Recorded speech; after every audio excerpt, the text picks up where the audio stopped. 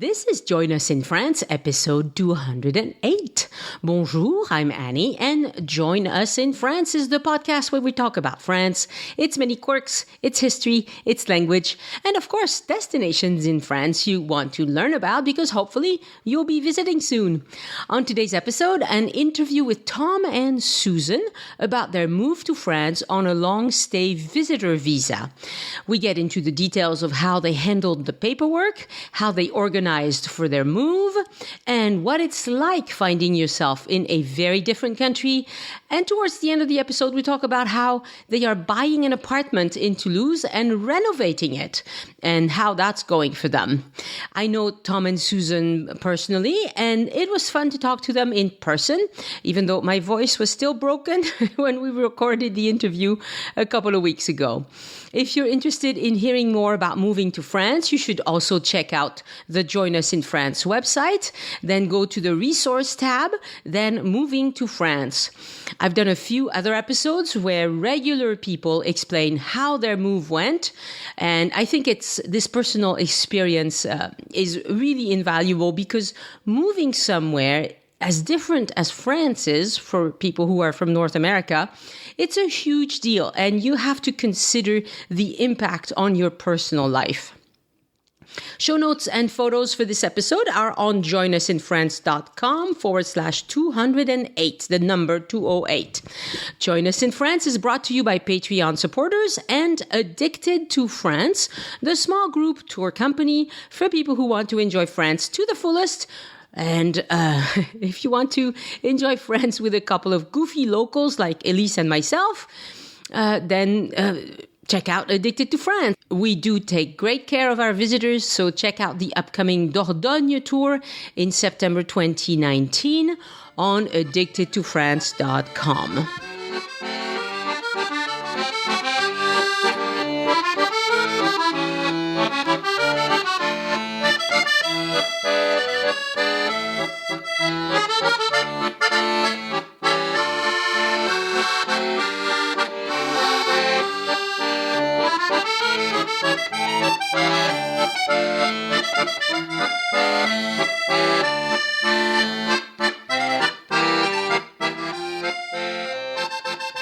Susan and Tom, welcome to Join Us in France. It's so nice to see you. Thank you. Today we're going to talk about you moving to France on a tourist visa, but it's a visitor's visa, right? Right. It's a long stay visitor visa, and it's meant to be for people who want to stay longer than, a year. So you can renew it. Correct. Okay. And when did you start this process? So the actual process started about 2 years ago. Yeah. But we did a lot of investigation before that. Uh-huh. We're kind of planny type people. And that's the nice word for it. Other people have other terms.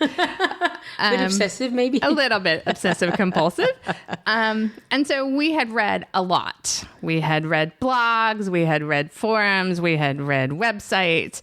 And Is there one or two you can recommend that were particularly helpful? Actually, yours. Thank you. I know Tom knew you from your podcast and your website before we knew you as you. Yeah. It was funny because when we first met, we know you from the podcast. It was fun because you live in Toulouse. I didn't mention that yet, but Correct. you live in Toulouse, so we know each other personally.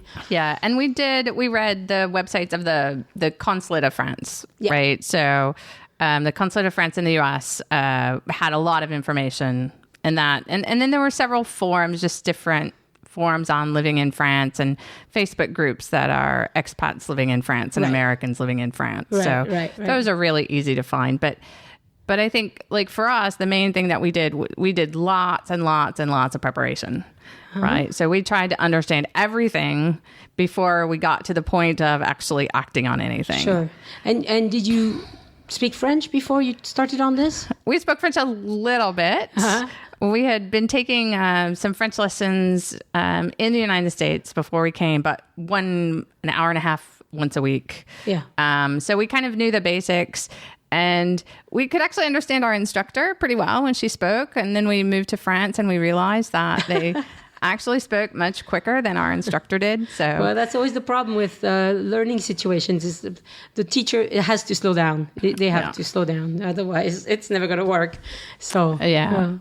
So, but yeah, it was about 2 years ago. We've been in France for about a year and a half now. Yeah. And it takes, to get the actual visa, takes, they say you can't apply or you shouldn't apply more than 2 months before you plan to leave. Right. So there is that limit that you need to work with when you're trying to apply for the visa to get into France.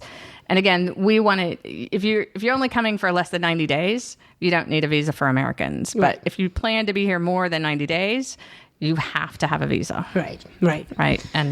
Or if not. And you two are young retirees, so obviously you're planning this move for several years. Yes. Yeah. And we also had the advantage that we had lived in France before, in Paris, about 10 years ago for work, from 2006 to 2008.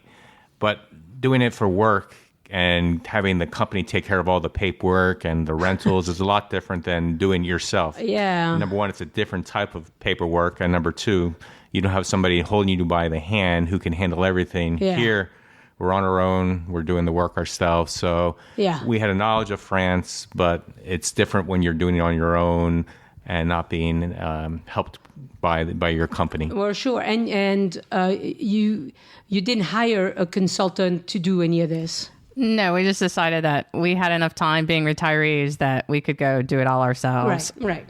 Yeah, so it's doable. It's not like you need help from a pro. No, it's totally doable. Now, I would say that if you're not very organized, it may be helpful to hire someone because the main thing we found out in France is that the French administration and the government, they love paperwork. Uh-huh. And so every time you go in, you see people with these like notebooks, and not little notebooks, big notebooks with paper. And, you basically keep everything, including envelopes, we found out. Why?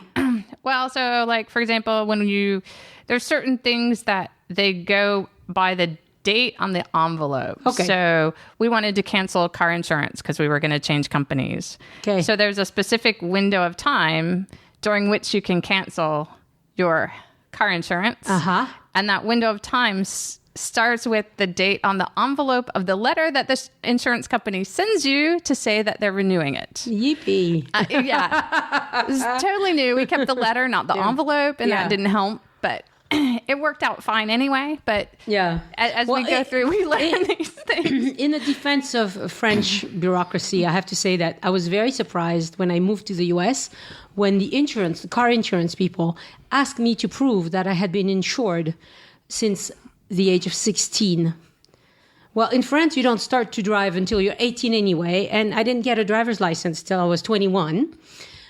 So that to them seemed like a gap. Obviously, I had been a reckless driver because I couldn't prove I had insurance that whole time. And it took some doing to convince them. And it was just a cultural difference. Like, in France, we don't get car insurance when we're 16. Right. And I guess we, being Americans, we've never gone through any of the immigration process or anything like that. In the other direction. Right, in the United States. So it could be, the U.S. government could actually be worse in paperwork. I don't know if it's worse, but it's finicky in different ways. Yeah. There's different difficulties. Right. And that's the other thing that we kind of think about when we're in France. Because a lot of people ask you, how is it different? And the biggest thing is, can you find things here? Well, and in general, it's not a third world country. You can find everything here. Yeah. Now, if you have to have one specific brand of toothpaste or one specific shampoo, you might have a problem. Right? But there's lots of shampoos. There's lots of laundry detergent. And so there are some things that tend to be harder to find or more expensive because it's not a commodity that's used often in France. Exactly. And so therefore, because of that, supply and demand says that if there's less supply or less demand, then it's most likely going to be slightly more expensive. Right. But in general, you can find everything here, with the exception of a few like odd, very unique specialty items. Yeah. But I will also say there's lots of things you can find here that you don't really get in the United States. You can't get them in the U.S. Right. So it's really the same. Yeah. It's just a little bit different. And we actually have not had any huge difficulties moving here and getting acclimated and things like that, because it really is, pretty much the same. Driving's about the same, a few oddities here and there. Living is about the same, a few oddities here and there. Yeah. But in general, it's actually been quite smooth. That's good. That's encouraging for people who want to do this. That's really encouraging. Yeah. Okay, so let's try and get back to your timeline. Okay. Of when you applied and how things worked. Yeah. So we did all of our visit preparation. So we went through the consulate. So the French consulate in the United States, they have a great website, and they tell you everything you need to know about visas. They tell you what kind you need based on different questions. Why are you moving? What do you plan to do? Right. And it's really important for people who might be listening to this episode months and years from now to refer to the official website, because it's going to change occasionally. Yeah, and so we moved over here in April of last year, and we started the work with the consulate in terms of getting the information and setting up an appointment, I think early that year, January or February of last year. And your comment is true about things changing, because we actually looked at the consulate webpage yesterday or the day before, and things are slightly different. Right. Not materially, but there are slight differences that have happened in the last year and a half. Right. And still, since they're sticklers, as we just discussed, you need to be aware of these differences. So don't take our word for gospel truth. You have to check with official sources. Right. And again, we checked just the other day, and the way that you get an appointment is slightly different. The way you submit your application is slightly different. Right. But in general, it follows a similar timeline. Right. And they were actually really good on the website at that point in time at telling you, here's every piece of documentation that you will need.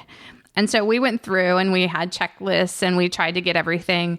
And what we also found was that the consulate, while you can't call them, at least for us, they were quite responsive in email if we had a specific question. So, I wouldn't send an email to the consulate and say, can you please tell me everything I need to know about getting a visa? Right. But if you have a very specific question, about whether it's the requirement for health insurance or the requirement for housing, just, send an email and ask a very specific question. And we've, in the past, had very good luck with getting them to respond to us very quickly and giving us really good information. That's good to know. That's very good to know. Yeah. And so we basically, from a visa point of view, right, for a visitor visa. So as you said, we're retired. And so our point is to live here without working. Right. Right. That was the point of being retired. Right. And so if you look at what things are the consulate wants in order to process your visa, to me, it's very logical, right? They want to make sure that you're not going to be homeless. So you have to prove that you have someplace to stay. Right. And it seems a little counterintuitive to say, when I go to apply for a visa, I have to show you that I've already rented a place to live. Right. But they want to make sure that when you get here, you're not going to be on the street. Right. So they want to see a lease. Yeah. And you can do it quite easily. You can rent a hotel room and just show your hotel reservation. Oh. We actually went through a vacation rental and rented a small studio for 3 months. Okay. And that was fine from their point of view, with the understanding that once we get here, after, within 3 months, we'll find a longer term place, yeah. Right? So was it like an Airbnb or? It was actually a company that handles vacation rentals, okay. Or short term leases. So you can do it by the week, by the month. We actually are now in the 1.5-year time frame in the apartment we're in now with them. Uh-huh. But they're fully furnished. They include all utilities. So we didn't have to, that was 2 less things to think about when we got here. Okay. And what can you mind sharing the name of the company? It's called Toulouse Apartment. Okay. So Toulouse, www.Toulouse and then the French spelling of apartment.com. Okay. And they're all in Centreville. So if you want to live in the suburbs, it doesn't work for you. It would just be downtown stuff. Yeah, all downtown. They're all nicely furnished. When the apartments that we looked at, we knew that one of them was a guest conductor for the opera or the symphony. Oh, yeah. Because he had things around and we, when we did the look at the apartment. So they're all nicely, quite nicely done and in really good shape. But there's several companies like that handle, semi-short-term rentals. Yeah. And things like that. And, some people will look at it and the prices are a little high.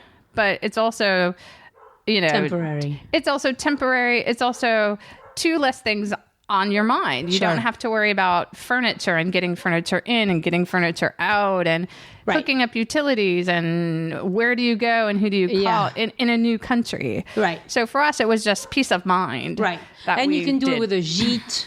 I didn't realize you could do it with a hotel room, actually. That's kind of good to know. Yeah, some people that we know, they did the apart hotel, which is one of the kind of longer term. Yeah, it's like rentals by minimum a week and as long as so they've a year. We've seen people who have done that. Yeah.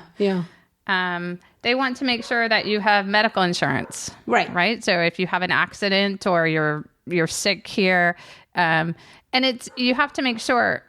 Go and actually read up on what they require, because it's not just you can bring your Medicare or Medicaid from the U.S. or you can't just bring your American insurance in some cases. At least when we did it, there was a specific requirement for what they call repatriation. So if you have problems, they repatriate you to another country. Right. So so that the insurance will fly you home. Yes. And so. But again, this was one of the things we had a question on, and the consulate was very clear and actually explained what we needed. In some cases, you could get travel insurance that has enough coverage for emergencies. Yeah. Or if you purely want like emergency type coverage, but you never want to be covered if you have to go to a doctor because you're sick. Right. So that's the kind of thing where you pay out of pocket. Correct. You just want like if you get hit by a bus. Yes. Right. There's also more comprehensive insurance. Like if you were, living anywhere else, if you were retiring in the United States and you were going to get full comprehensive insurance that covers your doctor visits and your flu shots and dental and eye, vision. Right. So there's a wide variety, and there's different places like medical brokers, like there's one called MediBroker, which is what we used, that you tell them what things you want and they can pair you up with a different company that actually has insurance plans that meet your specific. Exactly. MediBroker? MediBroker. MEDI broker. Okay. And that's a U.S. company. That's a U.S.-based company? Actually, it's a UK-based company. Okay. Yeah. Yeah. But it works. Yeah. So, and they do, they understood they want to know where you're from and where you're moving to and what levels of coverage you want. And even the company that we went, there's 5 different levels from pretty basic to, private room with, someone giving you a foot massage while you're in the hospital or something like that. Nice. Yeah. Okay. And then you have to, there's a couple odd things, like you have to write a letter that says you have no intention to work. But again, they're trying to they don't want you to be coming over here to take work away from a French citizen, for example. And then you have to have enough money to support yourself. Mm-hmm. And in this case, you're getting a 1-year visa. So you have to prove you have enough money to support yourself for 1 year. And what's the proof?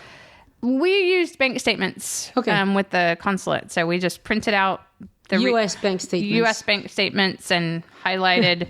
I saw you rolling your eyes there, Tom. Yeah, because we probably went overboard, but we had reams and reams of paper of going back a period of time and different accounts, and just to show everything we possibly could, just to be very clear with them, we have the financial means here, and there's not going to be any discussion about that. Right. Yeah. And I think people have asked, like, how much money do you need? Yeah. And I think the website now gives you some, like, dollar amount per day, depending on if you have hotel or non-hotel accommodations. When we were doing it, it looked like they wanted you to have 12 months of what the monthly minimum wage in France was. Okay, which is what, 1,500 or something? Yeah, it came out to be about $15,000 US a year or something like that, Right. 2 years ago. So, Okay, so it's not that much, really. I mean, you wouldn't be able to live in Paris for that kind of money, or in downtown Toulouse. No, in downtown Toulouse, right? No. That would be for extremely rural France, podunk places. Yeah, and it all depends on what your lifestyle is like. Exactly. And for us, we spend about the same amount per month here as what we did when we were living in the United States. Huh. It's in slightly different categories, right. But in general, it's about the same. And part of what we wanted was, our plan was not to change our lifestyle, right? Other than not working. Yeah. So, we didn't want to go from, being able to eat steak to never being able to eat anything except hamburger. Right. Right. And you want to have a similar standard of living.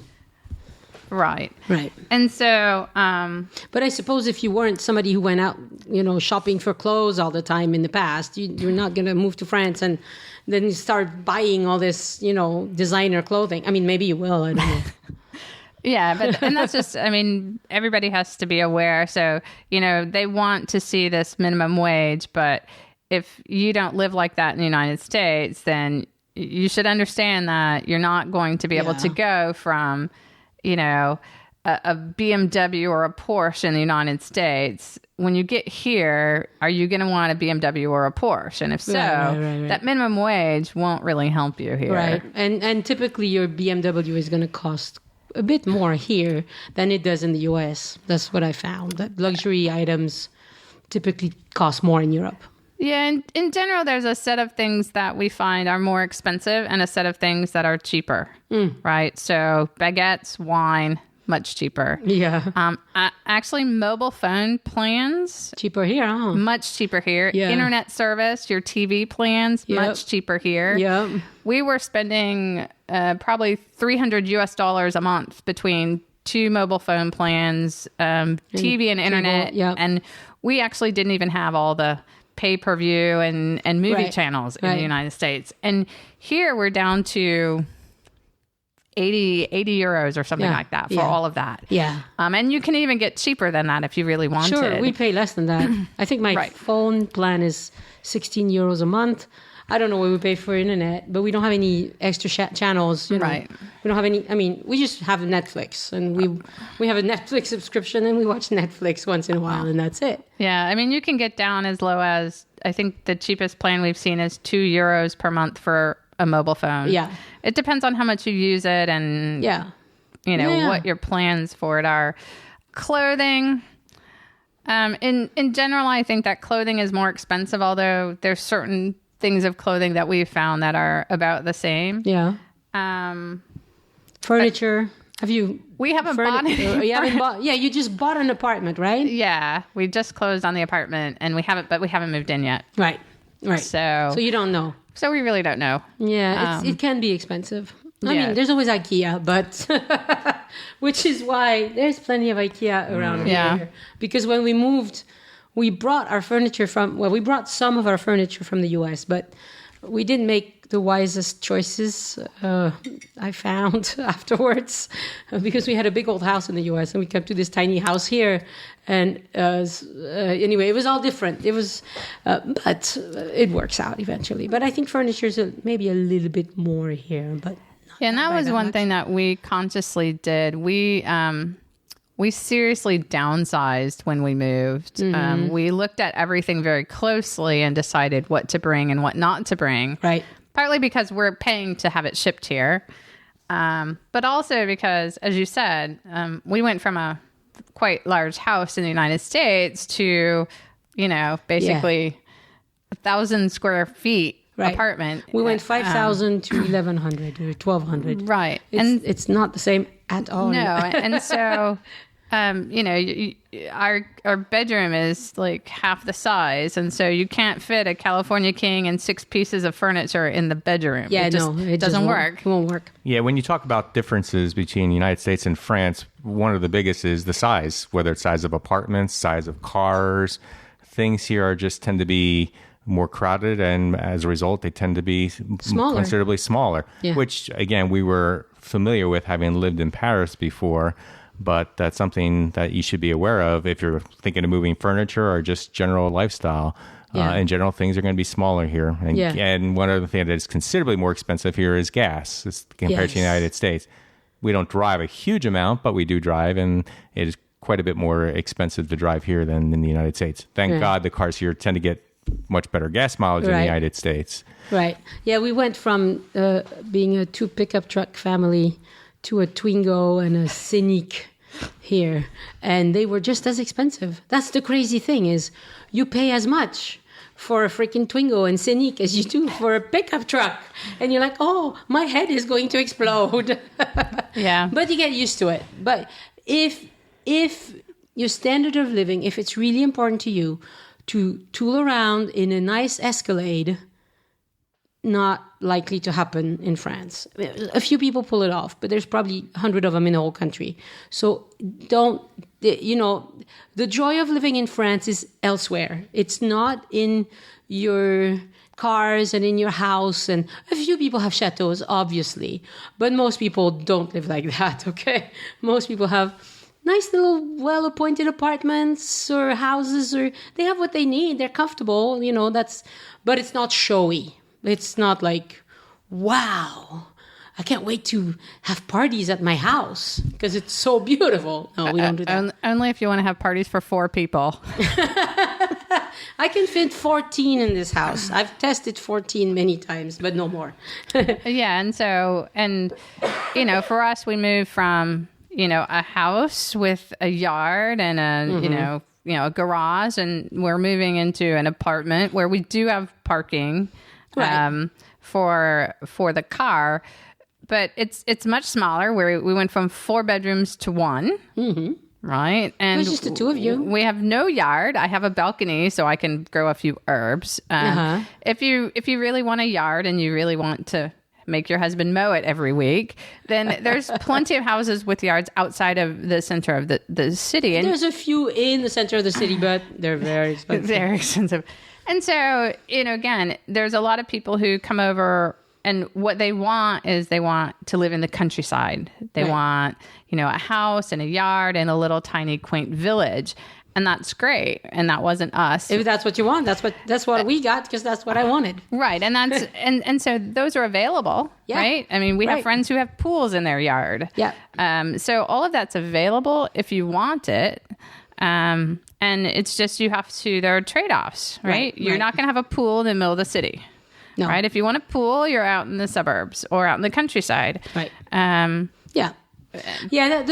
standard of living adjustment is a little rough. Even for me, who was French born and raised, the first year was rough. I had gotten used to quite a lavish lifestyle in America. Not in every way, but, really, when I moved here, I realized, oh, my God, we had so many things we didn't need, And here you don't get as much stuff because you don't know where to put it. Where would you put it? So, but, I used to go to Costco and just come back with $1,000 worth of stuff, cute piece of furniture or an ottoman or a chair or this or that. Well, I never do that here. Why would I do that? Where would I put it? Right. So, it's very different. Yeah. And so, like I said, for us, everything has been actually semi-smooth. And part of it was that we had lived in France before. And we lived in a couple times in literally 1,000 square feet in apartments in a couple different places. And so moving into a small apartment, we had done it before. You knew what that felt like. And so we knew what it felt like. And so we kind of knew our furniture wouldn't fit. And we knew that we couldn't bring as much stuff as we would want. For Americans coming here, don't bring electronics. No. Well, a laptop is fine. A phone is fine. Your laptop, your phone, your husband's electric razor, because most of those are worldwide dual voltage. Right. You have to pay attention to that. But you do have to pay attention to that. But as much as you love your, lovely KitchenAid mixer, you just are going to have to buy a new one here. And and the 72-inch television you have hung on your wall, No. you get to sell it to your neighbor because don't bother because the voltage is different. The systems are different. The lines are, So for the most part, all your kitchen appliances, well, your computers, your laptops, and your phones, pretty much that's about all we brought. Yeah. I brought a lot of things I shouldn't have. I brought a lovely KitchenAid mixer that I plugged in to my 110. I have a 110 plug over there until somebody didn't know that it was supposed to be in the 110 and put it in the 220 and it died to death and I can't get it fixed. I tried. I can't get it fixed. It blew everything inside. Yeah. I still have a Bosch bread making machine that I never use because the bread is so good. I never make bread here. Anyway, there was a lot of things that I brought that I really shouldn't have. The coffee maker. I had this Cuisinart, it made really good coffee, but it didn't live, Anyway, don't. Yeah, don't bother. Yeah. Right. It just isn't worth it. I mean, you can go try to buy all these transformers to cut down the voltage. We did that when we lived in Paris. And there was a little electric store down the street who, she loved me because about every other day I was coming in with a different plug that says, I need a transformer to plug this in. And she just laughed, right? Because I probably spent more on these transformers than it would have been to just buy a new coffee maker. Yeah, just buy a coffee maker. All your stuff in your kitchen, really, you need to plan on, buying them again. And probably, again, you'll have a tiny kitchen, so you won't have room to store any other stuff. Right. American kitchens are enormous. They really are. You have a pantry and a this and a that and 50 drawers and a walk-in pantry and whatever. Forget that. No, nobody gets that unless you live in a chateau in France. Right. So, yeah. Yeah. So, from our point of view, on the U.S. side, it was fairly easy, right? So we did all of our planning. We looked, really closely. We had reams and reams and reams, and we actually had the folder with the things that they said they had to have. Right. And then each of us had a backup folder to that folder. And then we had another backup folder to the backup folder. So just in case. Yeah. So photocopies or more? Did you ask for originals, like quadruple originals of your birth certificates? No, whatever? we did copies of everything. Okay. But yeah, some of our obsessive compulsive traits did come through in that specific sense, but it does help. But then for us, we got to the consulate. We had our appointment. They took both of us together. It probably the longest amount of time that it took was to get Tom's fingerprints because he kept on not getting his fingers flat enough. But other than that, it was really a short. It was like she goes, I need this, and we handed it to her. I need this, we handed it to her. We need this, I handed it to her. She took our fingerprints. We were done and gone. Wow. So it was really, really fast. And, And then you got your appointment. Well, no, you didn't need another appointment. No, we brought a FedEx envelope that was already pre-everything. And we left our passports with them. And the following week, we got the email and it ended up on our front door.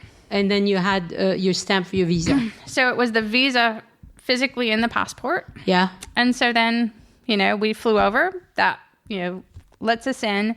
They do give you a piece of paper that is for the Office of French Immigration and something. It's OFII, the OFI office. Yes. So the first thing you do when you get here and you get into your lodging is you fill the bottom part of that out with your address in France and you mail it into this office. And then they will contact you and and actually give you an appointment for a medical exam. Right.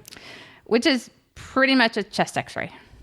Yeah. It's about all they want. They want to make sure that you don't have tuberculosis. Right.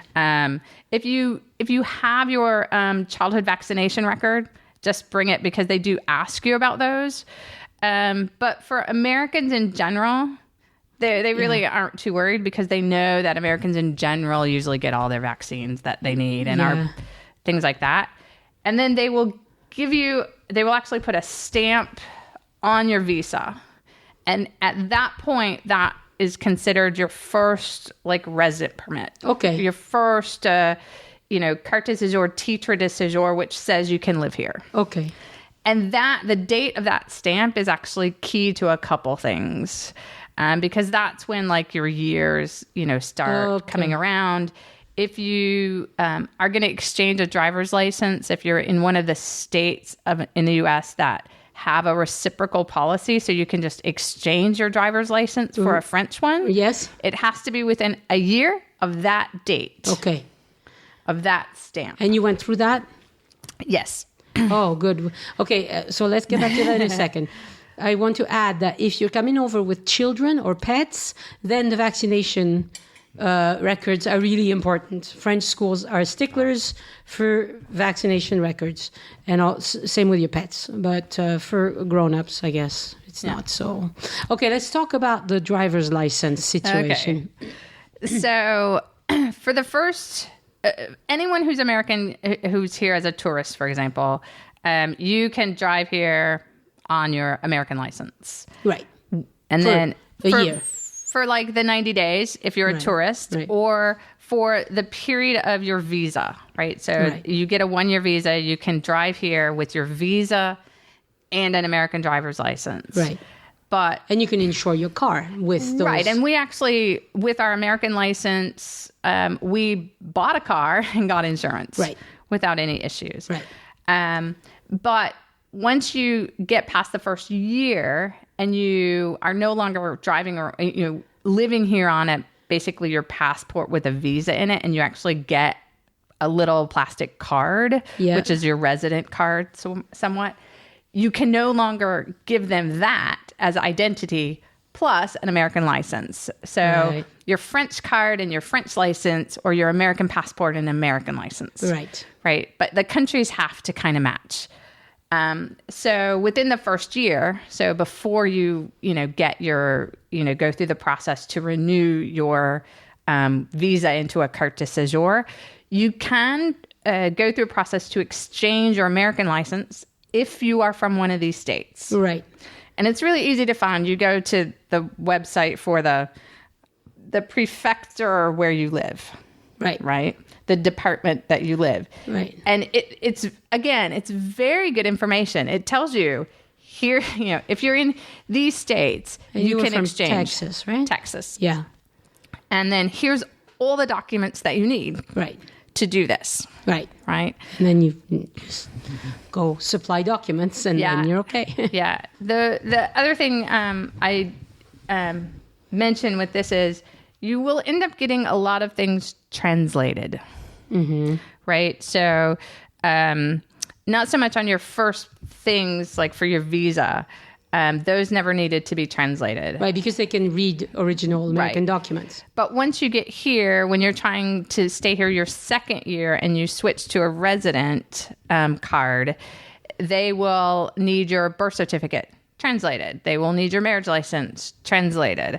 For the driver's license, they want the front and back of your driver's license translated. Yeah. It's a racket. Right. It's a racket. It is. Yeah. They will also need the other thing to make sure you get, and most of the time you can get this easily from your Department of Motor Vehicles off their website, is your driving history. Right? So that was one thing that we had to provide. So we were able to go to the Texas DMV. We said we need a driver history. We paid $10. We downloaded the history form. We printed it out. And then you have it translated. Oh, yeah. Okay. And it's probably empty. I mean, unless you've had lots of accidents or tickets or whatever. Right, exactly. There's probably not much in there. Correct. Yeah. But Texas had a thing like that. Yes. So Texas, it was really easy to go online and get it. Because some states, I'm sure, if you ask them for something like that, they're going to go, what? We don't even know what that is. We don't have that. No, I think almost every state would have that. Yeah, okay. Because one thing that's really common in French bureaucracy is a piece of paper that shows that you're not a felon or something. And so there's an official request that you can make. And they send you this piece of paper with a big old X over it, and means that you're okay. So for some reason, I can't remember, they wanted that when we came back here. So I went to my city in the US, and I asked for that, and they looked at me like I was an alien from space. They were like, well, we don't have anything like that. And I don't remember how we resolved it, really. Did they ask you for anything like that?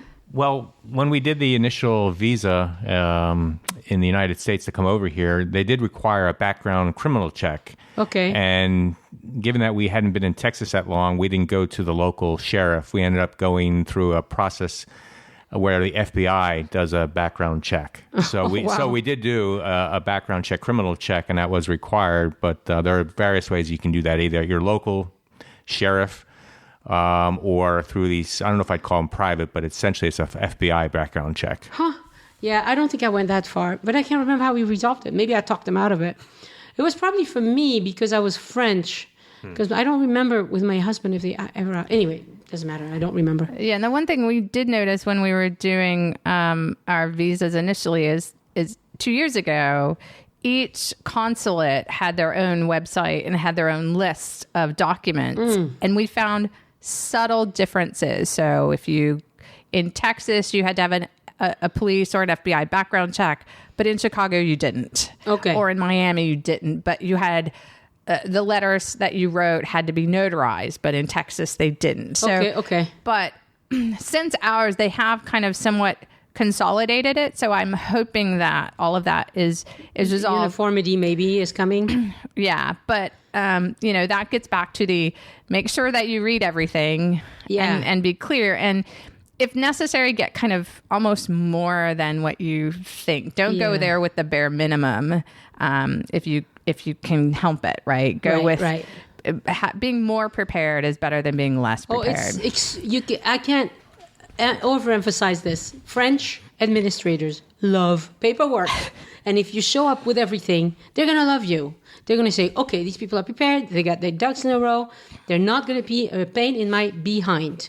That's what they can't stand is people who show up and they're missing this, they're missing that, or they forgot, or they misunderstood. They never ask any questions. That will drive them bonkers, and they will make you come back 50 times.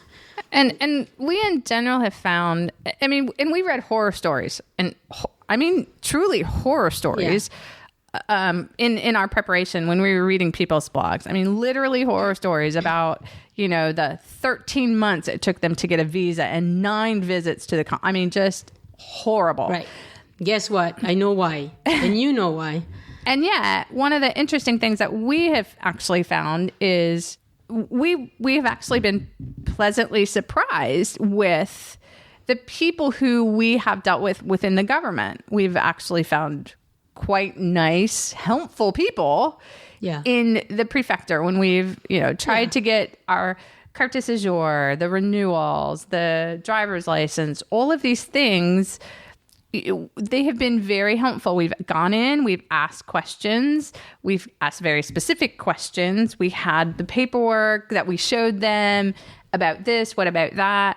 And they've all been extremely helpful. So, even though your French isn't perfect, even though our French is not very perfect. And that is one comment I would make. And you can certainly live in France, in Toulouse, in Paris without speaking much French because you can muddle through.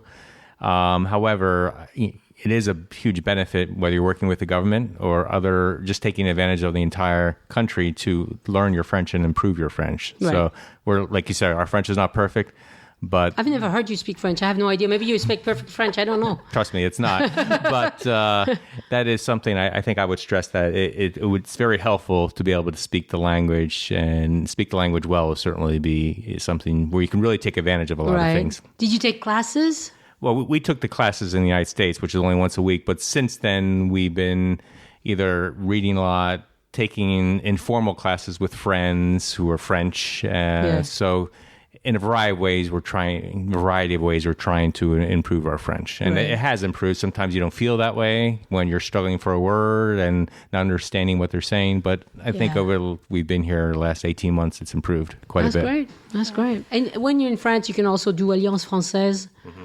The classes and there's plenty of in Toulouse. There are a multitude of different places that have lessons, and some are more intensive than others. Some are once a week. Some are ad hoc. There's actually a lot of people who will trade you French classes for English classes if you really want as well, because there are people that are trying to improve their English here as well.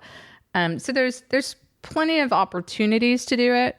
And, as you said, to really be able to take advantage of things. We stopped by, there was a talk last night about Gallo-Roman Toulouse. So Toulouse at Roman times and things like that. It was in French. Right. And so, and I can tell you, I understood part of it. Our French was not good enough to understand all of it. Right, right. But it's good. You made the effort. But they don't give those in English. Right. And so to really understand and really get, all the benefits of living here and all the different cultural events and things, they're mostly in French. Yes, yes. And so you really, the more you can do of that and the more you stress yourself to try to do that, right, the more you'll actually get out of living here. And I would also say if you're coming with kids, unless you're absolutely certain that you only have a 2-year contract to work with Airbus or whatever, and you're going back, put your kids in French school. Because if you put them at the international school, first of all, it'll cost you an arm and a leg. And second of all, they won't learn any French, really. I mean, I know kids who've been to the international schools, their French is pretty basic. Because the only French they talked was when they went to the soccer club or something. And, so, just French schools are fine.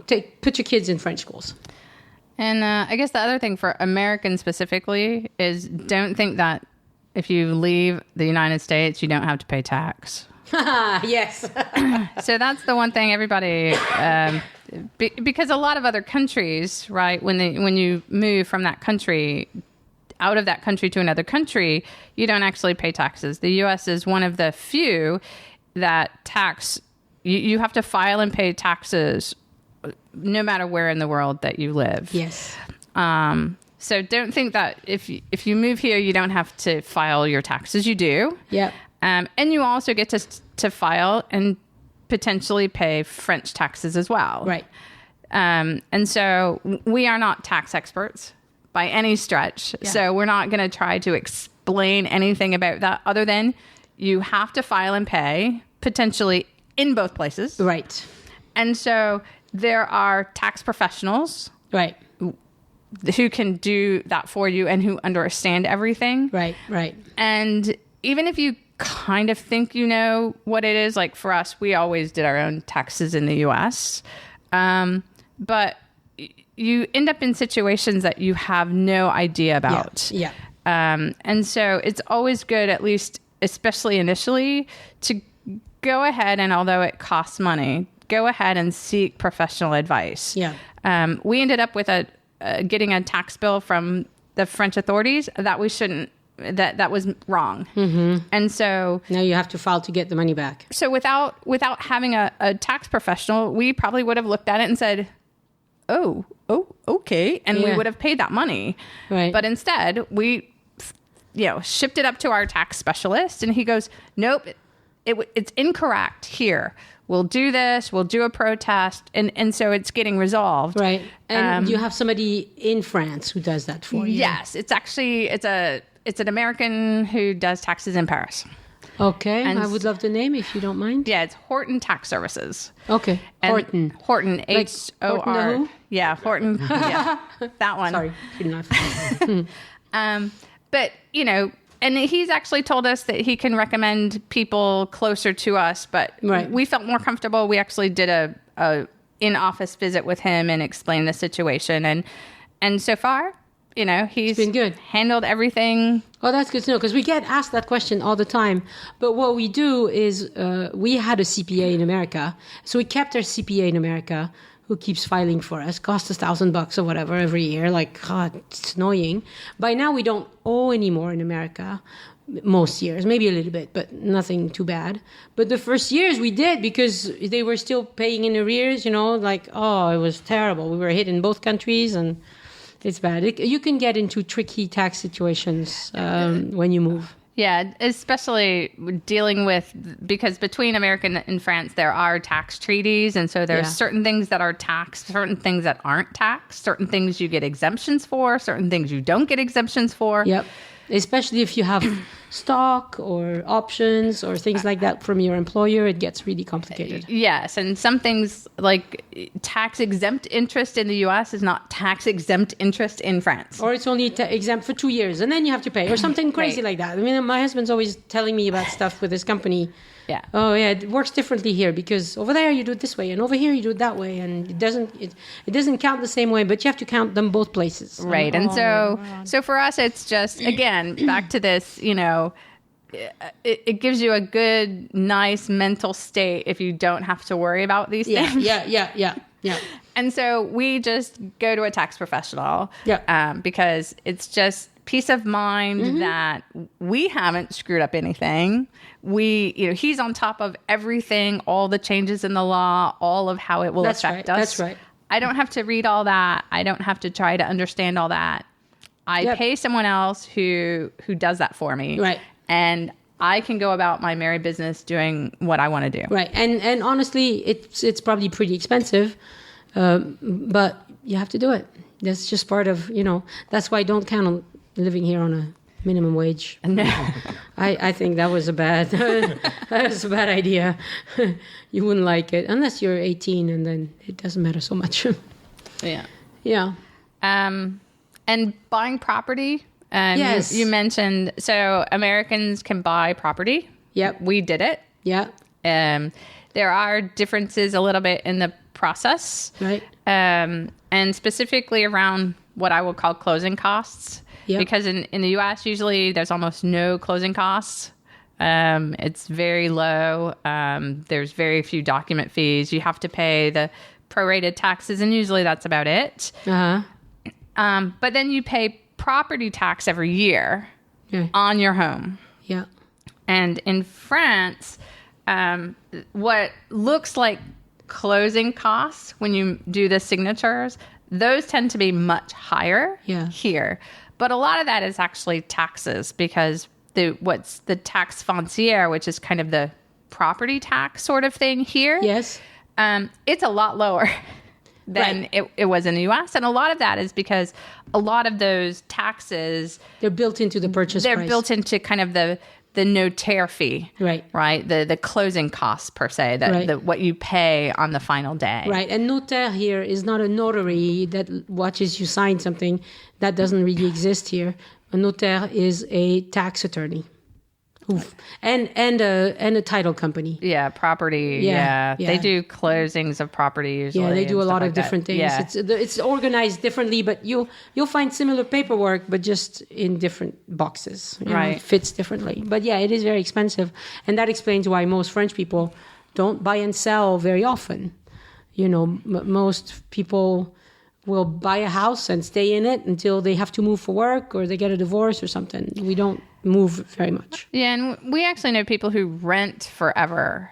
And a lot of that is from what we hear, the difference in kind of the rights, right? So in the United States, the property owner has a lot more rights than the tenant. And in France, the tenant seems to have much more of the rights. Yeah. And so... people can rent an apartment for, 10, 15, 20 years and never buy a property. Right. And for example, that may actually be not a bad thing for them. So for example, if you are on a monthly rent, retirement income, so you have a monthly amount that will cover rent, but you don't have this big nest egg of cash to buy something. Retirees, it might be a little hard to get a mortgage because you're older. You're older. Yeah. And so it may be perfectly fine for you to rent something. Yeah. And then the increase in rent every year is limited. Yes, it's limited. You can't all of a sudden say, 20% more, which happens in the US. We have a relative that it just happened to. And so she's like, well, I'm going to have to move because it was 17% from one year to the next. And she's been in the apartment 5 or 6 years. All of a sudden, went crazy, And so that would never happen in France. Right. So, but there's no problem with Americans or foreigners purchasing. no, you Right? can. Yeah, I mean, sure. it's easy to, we find out quite easy, you know. Whether it's a car or a house, an apartment or whatever, you can. Yeah, we have no problem. We've purchased now the car, and we've purchased a house, it's an apartment now. Yeah. So, you know, that's not a problem. It's Yeah. just, again, some minor differences, but we were able to figure them out pretty easily. Yeah. And- Did you get a rental, an agent to represent you for the purchase, or?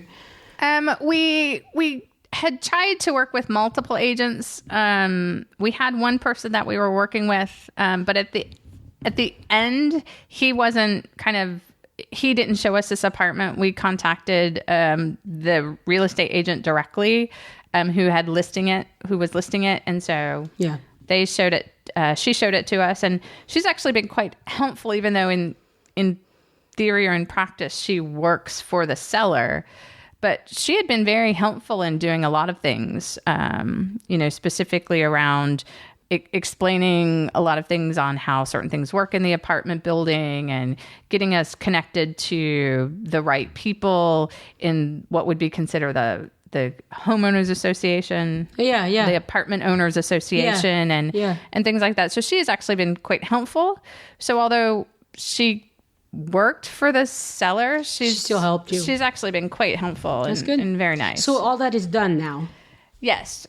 And your driver's license are done too. You have a French driver's license Yes. now. That's really Yeah. good. Now the license exchange, it takes a while. The exchange, yeah. Yeah, because they recently, again, they changed the process. Last year it was done locally. Now we submitted our dossier, the application form here locally, but it all gets packaged and handed in a central location. So it kind of glows in a black hole for about 6 months, and then it shows up in your mailbox. Right. This is something that's very hard for Americans to take. It was very hard for my husband to take, is the uncertainty. He would ask me, when is this going to happen? And I said, I don't know, and you shouldn't care. It will happen eventually, and just trust that it will happen. I can't tell you when. That's capricious. It could be a week, it could be a year. We don't know. So just roll with the flow, easy, you know. Yeah, that's kind of hard for some of us type A personality people. Yes. I know. For me, I knew it was going to happen eventually. But, so, you know, I don't need this paper in my pocket right now. But the problem with the driver's license is people who don't have this reciprocal agreement. It's really hard taking a French driver's license. It's a complicated process, and I wouldn't say it's a very good process. They're trying to change it, but of course, like anything else in France, you know, everybody's up in arms. Nothing can change. So I know people who have been driving on their American driver's license for years, and they still don't have a French driver's license, which is a bad thing, because if they get in an accident, their insurance company... So usually these are people who have spouses or whatever, so the car is insured in their spouse. You know, if you have a French spouse with a French driver's license, well, that person's going to insure both cars, and you're fine until you have an accident. And if you get a stickler, which we have sticklers, maybe they say, well, you don't have a driver's license. We're not paying for this. You know, so it can be a problem. So if you don't come from a state that has this reciprocal thing, and you really don't, I would say move to Texas for a month and take the Texas driver's license. You know what I mean? I mean, so much, it would be easier than doing the driver's license here. Honestly, it's pretty complicated. Yeah, don't they can't see you shaking your head. Come on, talk.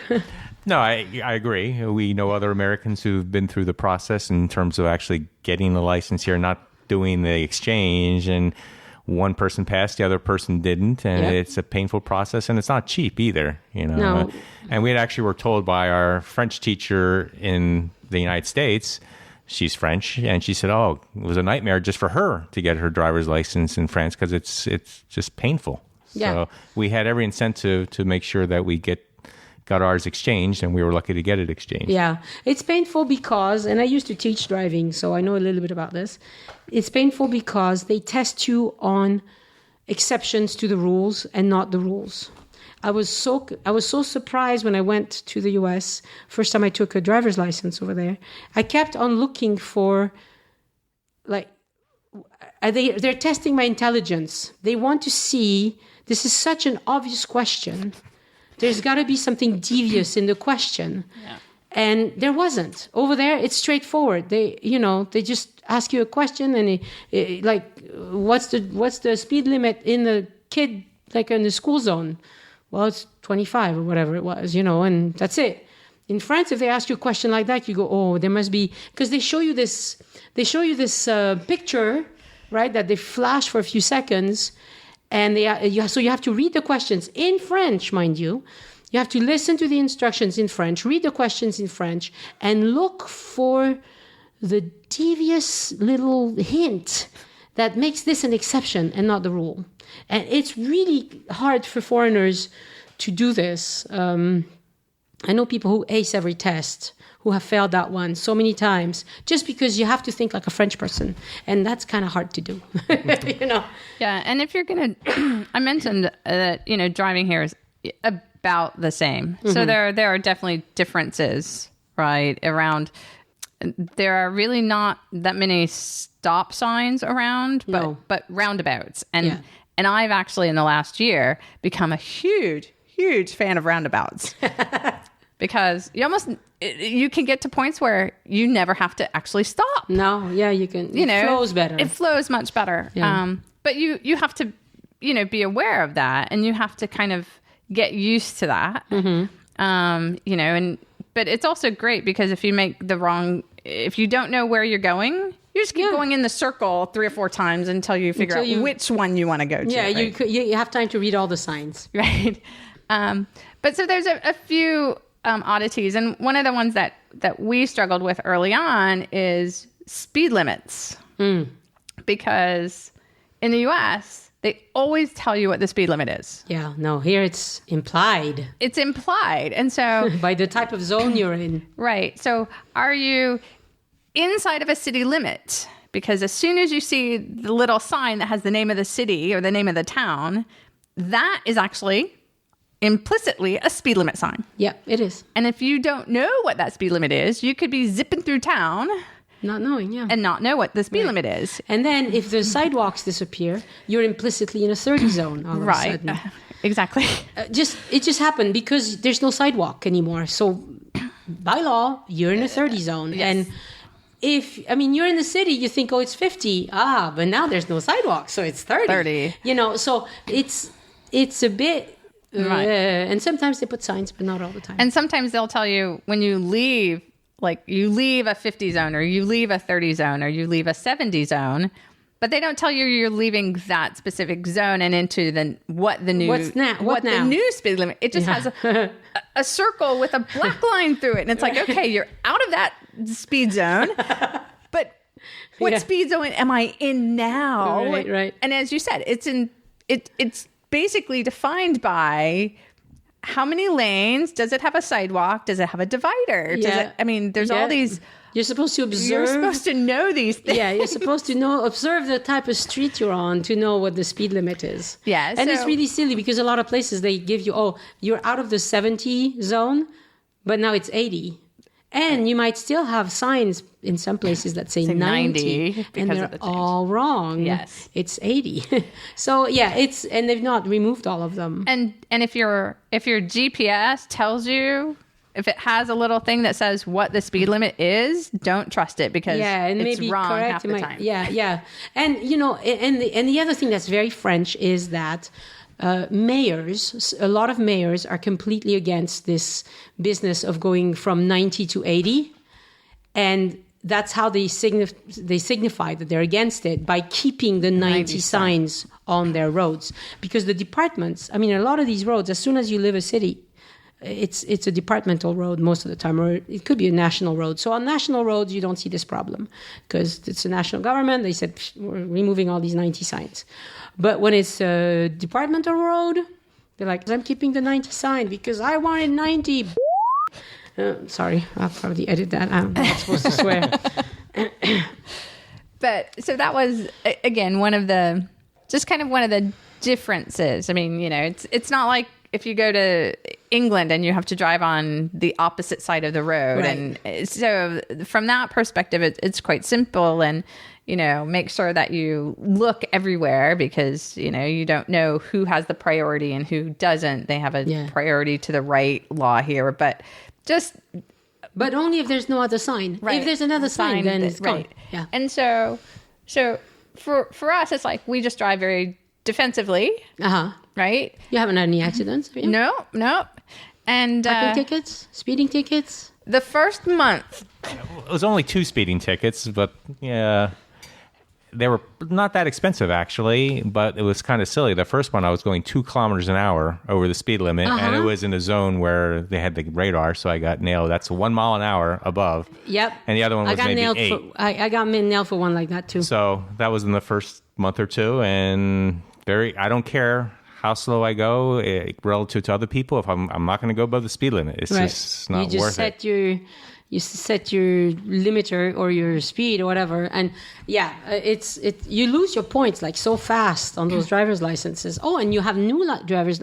So are you like new drivers? No. So that was the other thing. So, and when you talk about losing points, so in the US, you start with 0 points and you don't want to add points. Okay. More points is bad. 0 points here. is perfect. Okay. So you start with 0 and you add points for each infraction. Okay. Here you start with points and you lose them for infractions. Yeah. And if you lose all your points, you can't drive. Right. But you can take classes in schools to then get points back. Right. And that was the interesting thing. Some of the points, and you have to wait a few months, and complicated. Right. But so the whole points thing is really interesting. When you are coming over, what we did was we were able to show our driving record. And so for that, I guess they figured out we weren't new drivers. And so we don't have the big A for amateur, whatever, adolescent on the back. And so we don't have those rules.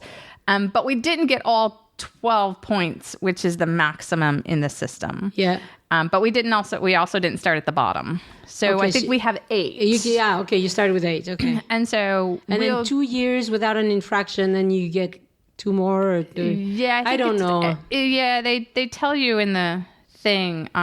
It's like every year you can get 1 or 2 points up to a maximum of 12. Yeah. But if you are a brand new driver, like if you take the school, I think you will start out at just 6. And so in that case, 1 red light, 1 stop signs, and you lose 4 points. Yeah. And so if you start with 6, it happened to our daughter, so I know this.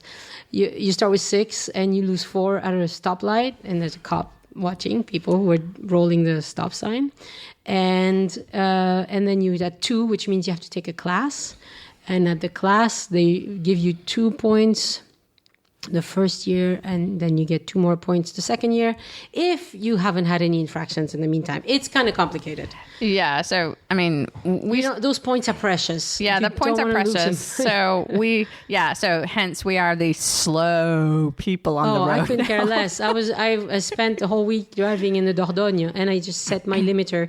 I was like, I don't care. I don't know these roads. I don't know where the radars are. I am not getting a ticket. Right. And we do good. We kind of tag team on it. So whoever's driving, right, they're looking, but who's ever the passenger is keenly aware of all of the speed limit and change of speed limit signs so that we can, and you'll hear us, we're like 50, 50, 30, 50.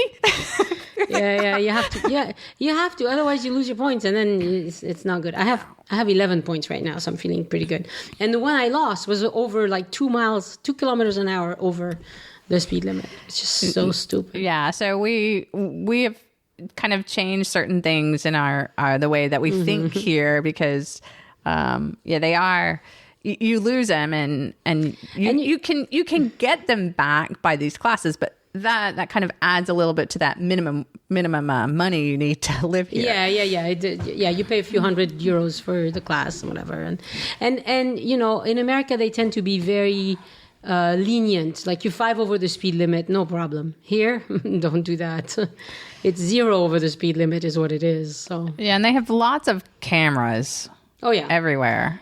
At lights, at stop signs, everywhere. They have even more in Italy, which means it's not dangerous to drive in Italy anymore, which is nice. You know, it used to be really dangerous to drive in Italy. With all the radars, the Italians, it's crazy. They now know how to drive. It's unbelievable. Okay, anything else that startled you in this whole process? Anything else that you just didn't really get?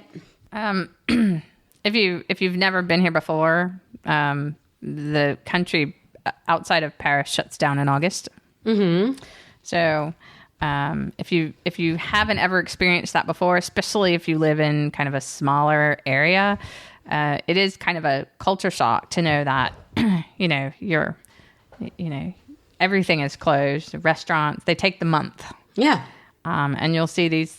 You'll walk by and it's like, we're closed for the next 6 weeks. And we're like, what? Yep. So that's a difference that, yeah. You know, if you... Oh, it's worse than that. In the Dordogne, where we were just with a group, a lot of these restaurants were opened till the end of that week, and then they close until April.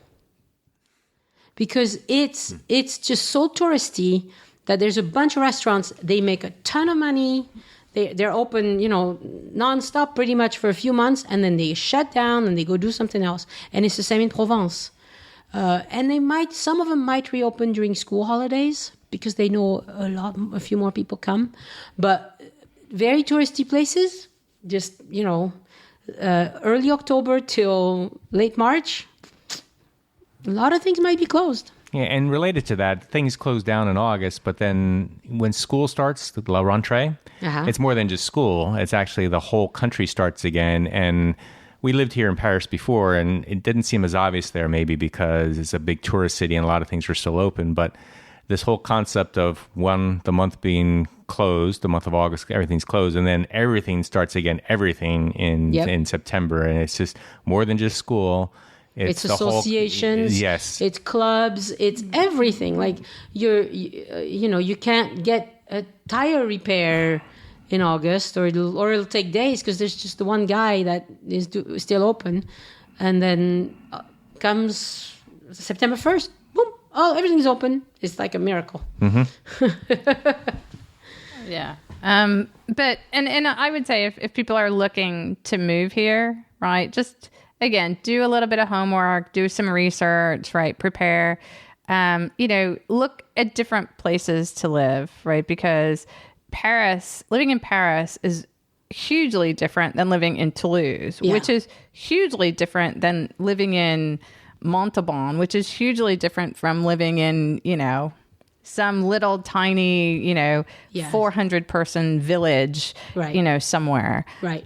So things are very, very different. If you're getting close to retirement, make several trips over. We've known people who've come over for 2 months. Yeah, which for Americans you can do without a visa. Right, it's just a tourist on your passport. Book a Jeep for 2 months, or a furnished little studio apartment for 2 months, and kind of try to figure out what it's like in the environment, the type of lifestyle that fits you. Right, exactly, and different places. Right. Do you like it really hot in the summer? That would be the South. If you cannot handle heat, you don't want to be in the South. Normandy.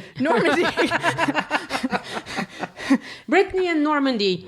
That's what I recommend. If you love to ski, well, you want to be probably closer down here to the Pyrenees or to the Alps, right? Depending on what you like. So, but I personally, I don't know how these people do it who they buy a house sight unseen off the internet, in a town they've never been in, Yeah. Or even if they come over and visit the house and they see it and they buy it and, well, do you know the area? Well, no, we've never been here before in our lives. I personally don't understand met some how people like that? Yeah. Yeah. I just don't know how they do it. I mean, I don't. Yeah. I just don't. I personally don't understand. It's that. a big project. I mean, moving is going to change your life. Really, it's going to change everything about your daily life. It's going to change what you eat, what you breathe, what you, everything, your activities daily. Yeah. So it's very important to find something that suits your needs and then think about what things you're going to do every day or every other day versus things you might do once a week. Yeah. Right. So for us, for example, we play golf. And so we had looked to, initially at potentially living in Lyon, which is a great city. Yeah. But if you are going to live in the center of Lyon, it's an hour to an hour and 10 minutes to get to the closest golf course. Yeah. Whereas here, I live in the middle of the city and I can get to my golf course in 15 minutes. Right. And so if that's something that you're going to do 5 days a week, right. It may be something that you want to look at. You look at that, yeah. It's a commute. Right. If you do it a lot. If you're not going to go to, your local, DIY store every day, it doesn't really matter if your local DIY store is a 30-minute commute. Yeah. If you're not going to go there all that often. Right. But now that you're going to get a new house, you'll a new apartment, you'll be going, I swear, you'll be going every day. Yeah, and the lucky thing is there happens to be a small brico-marché just next door. That's good. That was a good choice. I can't tell you the number of trips to IKEA I made the first month, because I was like, oh, well, this piece of furniture is way too big. That's got to go.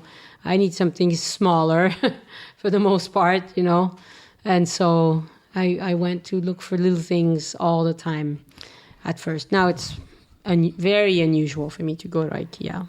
So. Yeah, actually, we have to make a trip out tomorrow or the next day because we found out that the sink that is supposed to be installed into our bathroom, our master bathroom, they don't have it in white. We don't like black, and we don't want to go into a different size. So we have to go find a new whole sink structure because IKEA has a lot of choices. Yeah, so we're gonna that's our task for this week is to go find a new one now that we found out today we can't have that one. When do you move in? Hopefully December. Okay. That's the goal. Yeah. I think that. Are you going to do some renovations first? Well, that's what's actually being done as we speak. The renovations are being done by a variety of people. So not us. Not us. No. The only thing we're doing is the painting. Everything else is being done by different artisans. Yeah. And is that difficult? Hiring out all these artisans to do things? A little bit.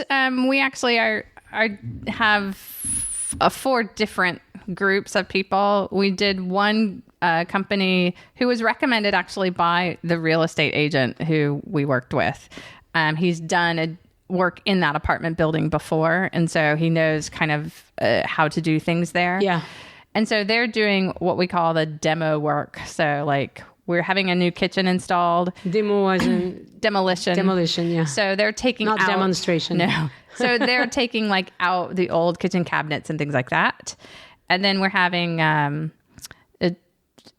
new air conditioning system put in because it is the South. So that was another company. Both of those actually only speak French.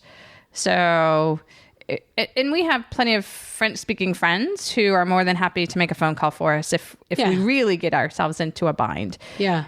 And then the major kind of work, the new bathroom that's being put in, new bathtub and stuff, and the new kitchen, both of those we specifically went with people who speak English. Okay. At some point. One's a British gentleman who's doing the majority, and then the kitchen is through a kitchen designer who's French but speaks English as well. And part of that was when we're needing to talk to them about things like electrical sockets and wiring. Yeah. I don't know that vocabulary in French. Right. And so for me personally, I consciously wanted someone who spoke English. Yeah. Now, they are, all of them seem to be quite busy. So we actually booked them 3 months ago. Right. That's something that's very different from America. Is takes several weeks. Because they just to come give you a bid, it's going to be 2 weeks before they can show up. I mean, maybe not 2 weeks, but like we have I shouldn't say this, but the lock on the front door is broken, so it only works once in a while. The guy came, and I'm French. He doesn't even know that we speak English. So he came one day, and then he said, "Okay, I'm going to take some measurements, whatever." A few days later, and he said, "But this is busted. We got to replace it." And so a few days later, I called and I said, "Yeah, you were right. We can't lock it anymore." And he says, "Oh, yeah, I ordered it yesterday." And then the next day he came to take the measurements again because he had lost the paper. And, so it's going to take 10 days, really, to get the freaking lock fixed. And so that's just how it is. You just have to live with it here. And calling another company would do me no good. It would not do me any good. That's another thing. I demand service right now. That doesn't work in France. Calling around 50 companies, it's not going to work either. You just have to be patient. They'll get to you eventually. Yeah, and we actually called, I think, 4 different air conditioning people before we actually got one to A, respond, and B, show up. Right. To give us an estimate. Right. So that was another interesting one. And that's why we say we're hoping to move in December. Right. Because we really don't know. Right, because your air conditioner is also going to be a heater. Correct. It does both, yeah. Yeah, we're going to do that for both. Yeah. But those are very efficient, by the way. It's a very good system. Yeah. And better than what we had in the U.S., I'm sorry, I have to say. The huge carrier units that you get in the U.S., they can blow a lot of cold air, but it's not near as good like locally where you really need it. Mm-hmm. Like they try to air condition a whole house, and it doesn't work that well. Some places are hot, some places are cold. Whereas here, you get these little units, and every space is just right. So yeah. And so we're hopeful. We're not doing any of the work ourselves, with the exception of, as we said, painting and actually only painting the walls. We're actually hiring them to paint the ceiling as well because we're short. You're not short. You're not that short. And we don't want to be painting over our head for painting that. Ceilings is no good. I have to do the bathroom. It's not good. Yeah, and so we just figured that we would have them do everything. And we've had a couple hiccups here and there, having to, there was a problem and they had to call us, and then we went over and we had to decide between a couple different choices of options on how to handle something. And as I said, we found out that our sink, it's not going to work. They're discontinuing it and so they don't have the one we want. And then we also have to look at faucets because one of the 2 that we ordered was scratched, and they don't have any more. So little things like that. Now that happens in the United States too, but it's just. But when it's a foreign language and you're not sure why it's happening, it must be like a little bit like disconcerting. Yeah, and that's why. That's specifically why we went with the exception of the one that is doing the initial demolition work. We picked people who could speak some English, could speak English, or were British and spoke great English. And so because again, this is it's different if you call a plumber because you have a leak in your toilet, right? And it's 20, 30 euros when you're talking about replacing a floor. Yeah. Or an entire air conditioning system, or you want to be a bit more granular with be able to get into the weeds of the details for those. Yeah, a little bit. Yeah. So but as long as you know that things are going to take longer, then you set your expectations. And like I said, we have some great friends here that we've met who speak French fluently, like you, who are more than happy to help out. And that's the other thing that we find specifically here in Toulouse, again, is that there are great people here, and we've met tons of really good friends, both, Americans, British, French, Italian, Portuguese. So we have a nice community of people, a nice network. Was that easy to do? for you? Let's end on this, the emotional kind of aspect of moving to a different country. For me specifically, it was actually quite easy. And that's because my family was military. So, I mean, I went through 5 countries, you know, in my childhood. And so for me, it was, and, you know, my friends are like that, right? The friends I grew up with, they, you know, some of them were from a small town and stayed there. But the other half of my friends, they were military brats, as we call ourselves anyway. And so it was normal for them to go through 3 schools, you know? And so for me, it wasn't that bad. And we just, again, we investigated before we got here about groups, whether it be English, you know, Americans in Toulouse, Brits abroad, English in Toulouse coffee groups, you know, all different kinds of groups, France États-Unis. They all have little pockets of groups, and you find 1 or 2 that you have interest with the other people who are in it, and they have tons of activities. And so then you meet up with people, and then, you know, we've met up with a lovely French couple who we play golf with. That's right. And they stress our French because they don't speak English. That's good. That's really good. Yeah. It is a little bit of stress of our French. But again, we've tried to, you know, make friends and mingle with other people. You know, Tom, it might have been a little bit harder because, you know, he was in one place for most of his childhood. Let's hear it, Tom. Well, that's true for my childhood, but from a work perspective, you know, we moved to New York, we moved to Paris, and we spent 3 years in China. So we have moved around, and from that perspective, for example, just the size, 1,000 square feet, you know, we've done that before. Moving to a different place where you don't speak any of the language in China, and you'll never speak the language, you know, you deal with it. You can't even read the signs. Thank God they're in a little bit of English in the big city, but, you know, there's... In terms of restaurants, you know, you're not reading very much if you're going to a Chinese restaurant. So, as a child, I didn't move, but since I was working, we went to different areas where you have to adjust, and you just realize things are different. It's not the United States, and that doesn't mean it's a bad thing. It's just open yourself to things that are different, and don't compare everything to the United States and say, well, this is not how it's done in the U.S. Well, you're not in the U.S., you know. And so did you have any regrets at any point? Not Did you ever wake up and think, oh my God, what have I done? No. Okay. No. No, we're actually, I mean, quite happy. That's good. Being That's here. good. I actually woke up like that a couple times in China, you know. But China would be a big challenge. But no, here, we knew what we were getting into, I think, and we've tried to keep a very open mind. And, you know, I've gone through 6 different types of shampoo because I'm trying to find the one I like, and different things. And you know, it's different, and you know, it's, you know, it's going to be different. And, you know, like I said, you just have to maybe search a little bit more for things. You know, the latest one is kale, right? So kale, yeah. Well, you can get kale in the U.S. everywhere. I know where you can get it in France too. Well, here we found it the other day, and you just kind of have to go to either Grand Frais, which is mostly out in the suburbs, yes, or like an organics, or if you're in Centreville, has it. In Centreville, you don't find it at any of the markets. You don't find it at the supermarket, right? The grocery store.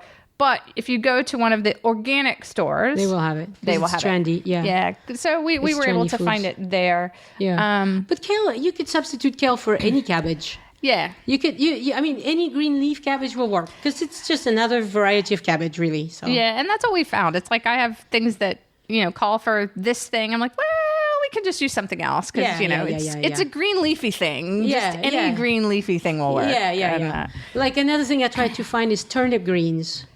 And they're kind of hard to find here, but I found that I could substitute for Swiss chard. It doesn't taste exactly the same, but, you know, if the point is to make something very vinegary, I don't know, for some reason I love vinegary concoctions. What they have in the South a lot, I think, in collards. the US. Yeah, collard greens and things like that. I love that stuff. But I can make it with other greens, and it's fine. Right, and that's the other thing. I mean, we've found that you can substitute a lot of things for other things, and yeah, it works out just as fine. I can't find a non-dairy creamer here, but then I figured out that it's really unhealthful, that I shouldn't be drinking that anyway. So I have two canisters of it, and once they're gone, they're gone. I'm cutting them out. Yeah, and things are different. I mean, if you, there are some now, but there's very few over-the-counter medicines that you can get. True. Right. But if you have a headache, they have lots of things for headaches. Yeah. If you have a cold, they have lots of things for colds. Yeah. And so you do, in many cases, have to go to a pharmacy, and you do have to then talk to someone and explain what you have, and then they'll give you your options on what will relieve your symptoms. Yeah. And in some cases that might be better, because sometimes in the US you walk into Walmart and there's the 1,800 different things that you can buy. And do you know what's best, right? You're kind of guessing sometimes. Here you talk to a pharmacist about cold medicine, because I just got over one. I'm getting over one. She asked me if I had high blood pressure, if I had glaucoma, before giving me the cold medicine. Right. And you don't need in many cases, it's not like you have to have a prescription for it. No, it's just they want to screen out. Right. They look at me and they go, oh, she's old. Well, not old, but she's older. She might have these things. And so they ask. Right. And so and in some cases, while it's less convenient, because if you have a headache at midnight, then you have to go search for the one or two pharmacies in that town that's open, in the night or on Sunday versus the 24-hour Walmart. But, and that's the other thing, right? Things, you don't have 24-hour everything here. No, I don't think we have anything 24-hour. But you adjust, that, if you want to buy something from a bakery, that there's going to be one or two open on Sunday during certain hours, but it may not be the one that's across the street from you. Right. You might have to 3 p.m. on a Sunday, they close. They're home having their Sunday dinner. Right. And so, but there's some that are open. Right. And so that you just kind of learn. And it's, and for me, it's kind of like how it was when I was growing up, because when I was growing up, the Walmart wasn't open 24 hours a day, and things were closed on Sunday. A lot of people have said that to me, that moving to France is like going back in time in America, where things were less convenient in many ways.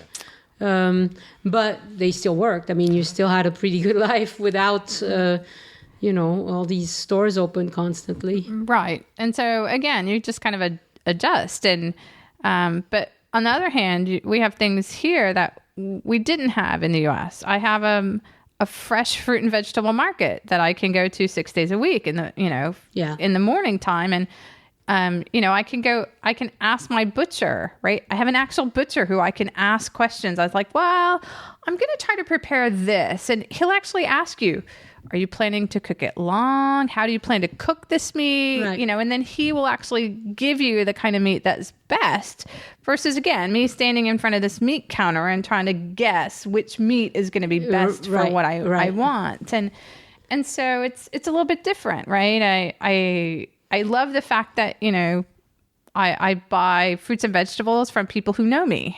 Yeah. Right. And they recognize me, and I walk into a cafe and he knows what I want to drink because you've been going there. I go there, and they're the people at my golf course know that we're the Americans. Oh yeah. I swear, if you sent a letter with my zip code and you just said the Americans and my zip code, it would get to us. Everybody knows. Right. And so, and it's kind of interesting, right? That it's like that. And so I like that. And I can tell you that nobody at the Harris Teeter grocery store that I went to once a week for 10 years knew me. Yeah. In Texas, I was just one of, one of many. Many, right? Such people who went. It's true that it's more individualized because we don't have, we do have big grocery stores as well. And there they they wouldn't They wouldn't recognize know you. you, right. But if we have so many small mom and pop kind of vendors and stores and whatever, that if you choose to go there, they'll get to know you. And that's one of the things that was kind of one of those change of lifestyle things that we consciously did. Right. When we moved here, we wanted to have a boulangerie that was ours, right? And that's the one we go to, and we make a point to go there, even if it's a little out of our way, or because it's your favorite. and do they have the best croissant in town? No, probably not. But they have the one you're used to, right? And they have the one that's that they have tables and chairs, a few, and so you can go on Sunday, and they're open on Sunday morning.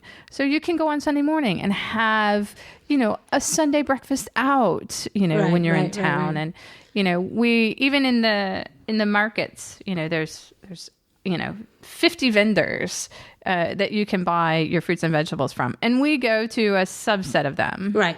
And we might go to another one if we're looking for something weird, and he's the only one that carries it. But in general, we've tried to go kind of to the same ones. Right. You'll get better service that way. And we started having a rapport with them, and things like that. And we went to the cheese guy, the fromagerie. He's got a little truck, and we were asking for just a little slice, a little wedge, because we were going to have some cheese before at dinner the other day, and he starts joking with us, he cuts this little sliver off, and it's like, oh, so you want this big, 3 kilo thing? And so he's joking and he's winking. He knows, he knows. And so for us, that's like we're locals now, right? Although we're not, right? You're growing roots. So for us, that's kind of. That's what we wanted, and that's what we were looking for, I think. And for you, Tom, being a guy, has it been difficult? Because sometimes guys have a harder time making acquaintances and friends and stuff. No, it hasn't been a problem. No, I think there's enough options, enough avenues to meet up with people and with associations or whatnot that hasn't been a problem at all. So you play golf? Did you sign up for any other theater or dance or anything like that? Not yet. No. No. There's a couple associations, we have some coffee groups and tea groups, and the Americans in Toulouse and France États-Unis, and then. Oh, yeah, there's a thing called ABF, which is a French thing. So it's not targeted for English speakers. It's really targeted for French speakers in many cases. And it's in different cities, and there's one here locally, and they have tons of activities. What does it stand for? Accueil Français. Accueil Française. Oh, yeah. Yeah, I've heard of it. Yeah. So this is they invite you when you move to the city, no matter where you come from. Exactly. And they have different activities. They have walks around the city. Right. They have hikes out into the countryside once a week. Right. They have chess. They have potluck lunches. I mean, Beaujolais Nouveau, they have a kind of a wine tasting thing, right? That should be coming up soon, right? November.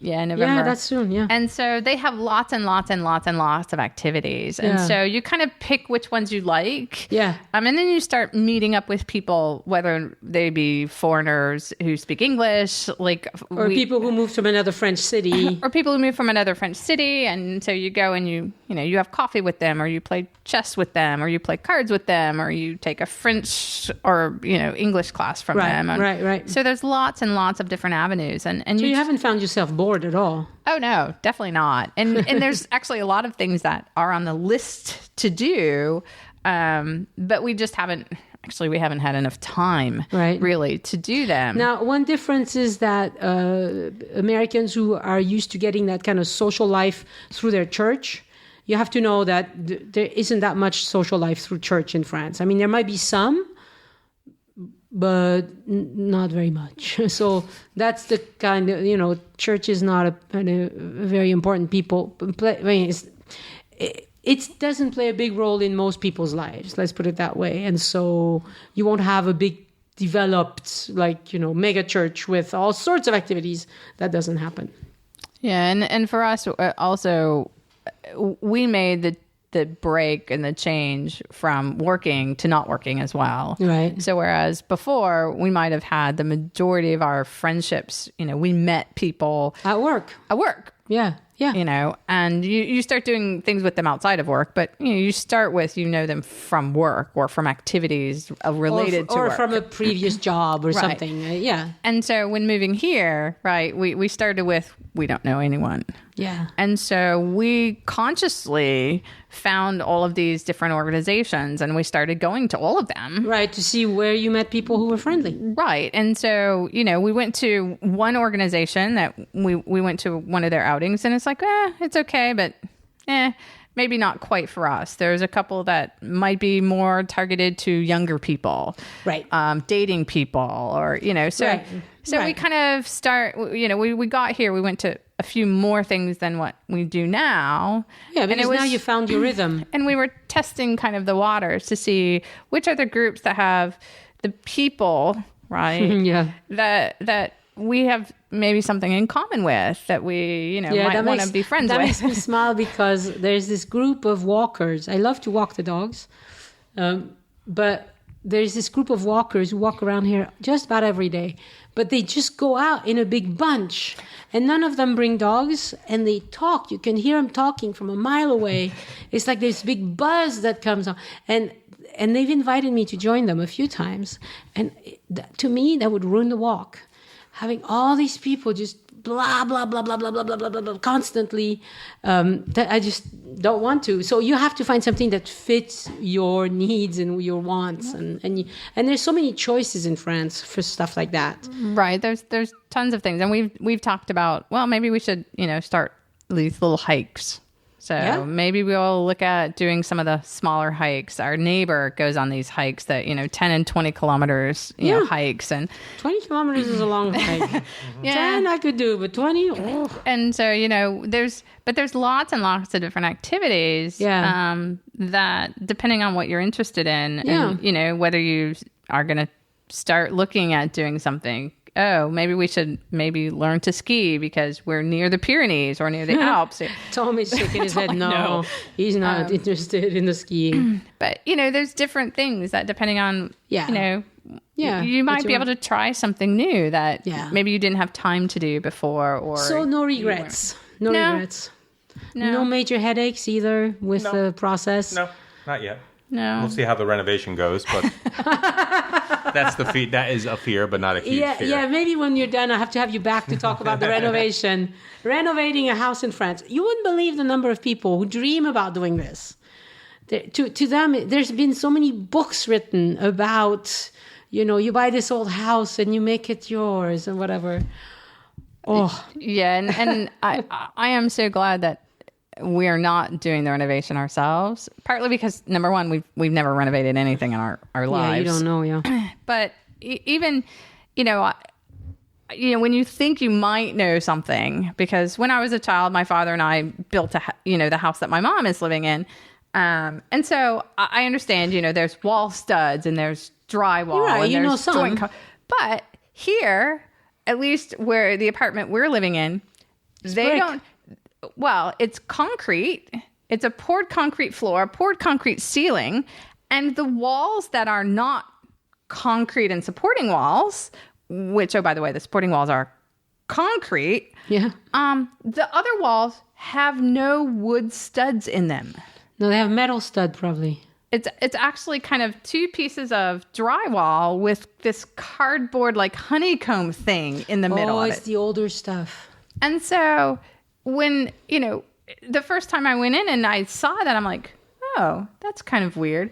Because the problem is if you want to hang cabinets or something, that gets really complicated for those. Right. And even like hanging paintings maybe, because, I would think, oh, we take a stud finder and you walk across the wall until you find a stud. I would never find a stud in this. And the older the house is, the more problems like that you're going to run into. And so for us, it's actually, even if we would have probably known how to do some of this in the United States, we get here and it might be totally different based on, I'm still to find primer for paint in Spain.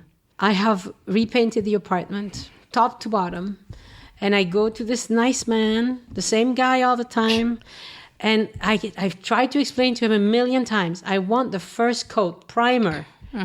And I don't think that they have it. He sold me, out of desperation, he sold me this milky thing once that did nothing. They just don't use primer, I guess, and it's just the next country over. It's so bizarre, So you just have to learn this stuff. But if you don't want to learn it, have somebody do it. Yeah, we had a conversation the other day with the paint guy because we were trying to figure out, so I'm looking for paint with primer. And it's like, okay, this here, but then on the website or in the little booklet that talks about it, it specifically has this other product that's primer. I'm like, yeah. So do you need to buy the primer and the paint, or does the paint have the primer in it? And so it depends on the state of your walls. Yeah. If your walls are nice and clean and dry and all that, you can just do the one coat. Yeah. So we have a lot of old houses in France that need a lot more coats of things than normal, so. Yeah. So anyway, but wonderful. But it's so far it's okay. It's good. I haven't done what I did in China and basically threatened to move home. Very good. Okay, well, thank you. We've been talking a long time. This is going to be one of the longest episodes we've ever done, which is fine. I don't care. People have a pause button. Okay, thank you. Thank you so much for coming. That was very lovely. Sure, thanks so much. Okay. Au revoir. Au revoir. Join Us in France needs your support. To see all the ways you can support the show, visit joinusinfrance.com/support. This episode is super long, so I'm going to forego the personal update, but I do want to say that I released a new installation of Lunch Break French this week for Patreon supporters.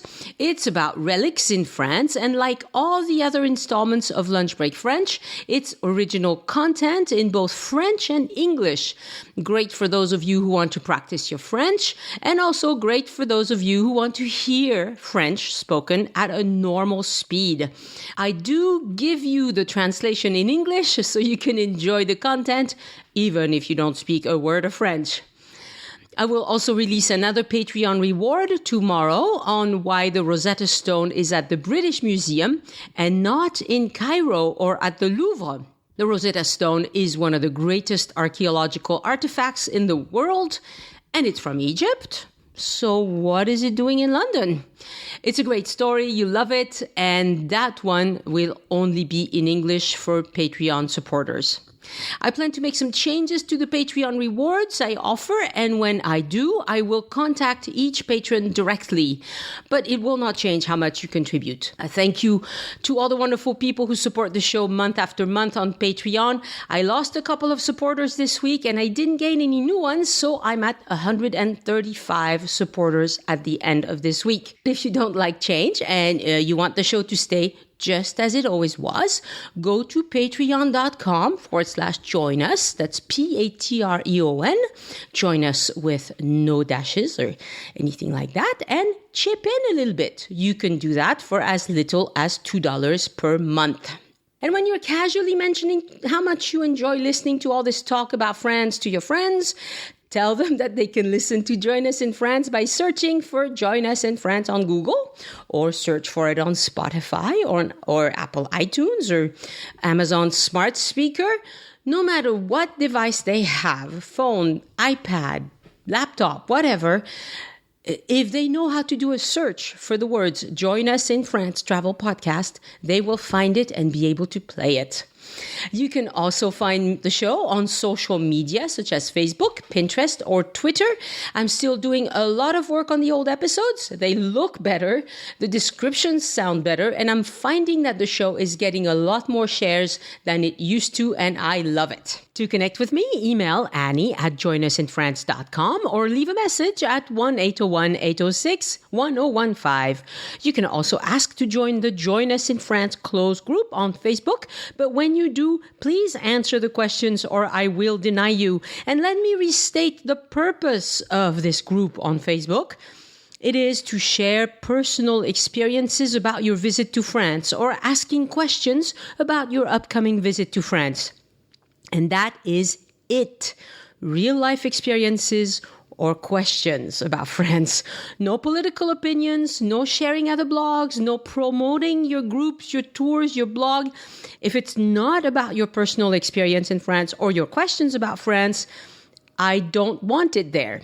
This week alone, I had to explain this to at least 5 or 6 people. There was the woman who thought she was helping me by sharing every blog she found about France.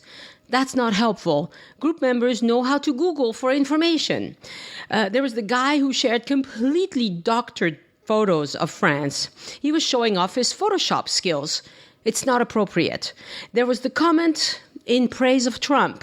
Not the right place. Although that person is still in the group because once I reached out to him and explained this to him, he was totally reasonable about it. So, and I wouldn't like in praise of the Clintons anymore. I know there's high political anxiety in America right now, but this is not the place to talk about it. And I cannot do anything about it anyway, right? Other than vote, which I do, and I hope you do too. So any comment that contains the word Republican, Democrat, or names of politicians will be deleted. About sharing other blogs. Okay, I make an exception for people who have either appeared on the podcast or I've met in real life on a tour, because I've met them, I've talked to them, I trust them. But if I've never talked to you on the phone or in person, please stop it with sharing blogs, because every time you do that, I have to go check it out. There's a lot of idiotic things being said about France on various blogs. I don't want it there. Don't. I don't have time for that.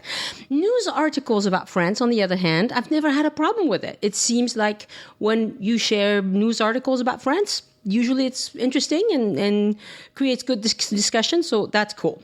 Where I'm never sure what to do is the people who share a lot of product, like my favorite shoes for my trip or my favorite bag for my trip, whatever.